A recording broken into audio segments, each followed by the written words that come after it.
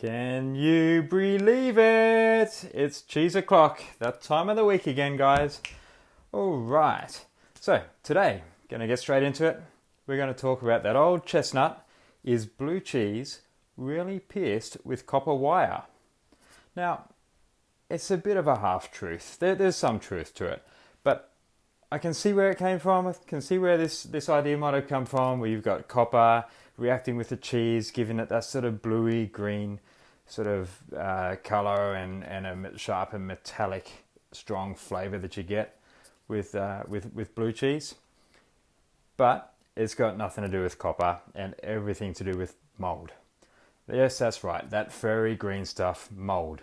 Now, it's nothing to be grossed out about. Cheesemakers like us, we put cultures in every single cheese. Even plain old block cheddar has got microorganisms that we add to it to give it flavor, character, texture. Now, the mold is specific strains of edible molds that we add to, most noticeably Brie and Camembert, which is white mold, and blue cheese, which has blue mold. Now, we add this for different reasons, but like I said, character, flavor, texture. Now, this is amazing stuff. Now, what we do is we add the mold cultures. They're just like little sachets of powder, a bit like adding yeast to bread making or beer making.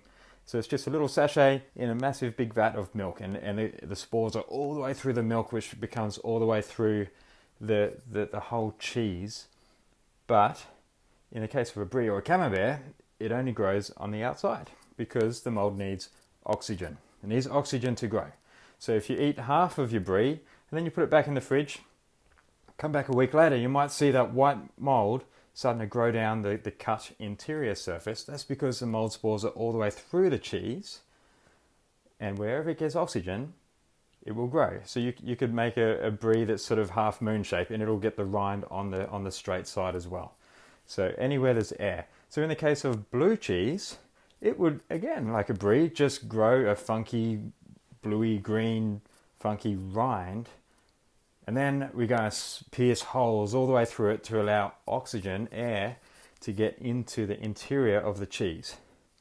So, in the case of a hard cheese, like a Stilton, those pierce holes allow access to a whole bunch of nooks and crannies, and then the mold will grow anywhere there's air in all those sort of cool little veins like a big spider web.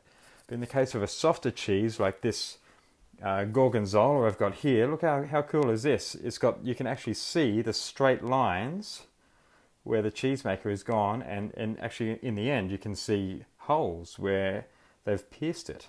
So a softer cheese like this doesn't have as many nooks and crannies, so the blue veins are actually still in more of a straight line pattern, but it's still all blue cheeses have been spiked, pierced. So it's sticking these holes in cheese is an absolute labour of love. No, it's not. It's tedious. We get cramps up our arms. It's horrible, but we do it for blue cheese lovers like you and me. Now, back to the original question, is blue cheese pierced with copper wires? Well, like I said, it's a half-truth. Yes, it is pierced. All blue cheeses are pierced to get the air in there, but it's nothing to do with the copper. You can use plastic, you can use knitting needles, barbecue skewers, whatever you want, as long as you're getting some air to the inside of the cheese. All right, but right now, I'm going to pour a glass of something relaxing because it's cheese o'clock. I've got some Gorgonzola to eat. This will go well with something sweet, something like some figs or pear, quince paste maybe. So I'm out. See you next week for more cheesy stuff.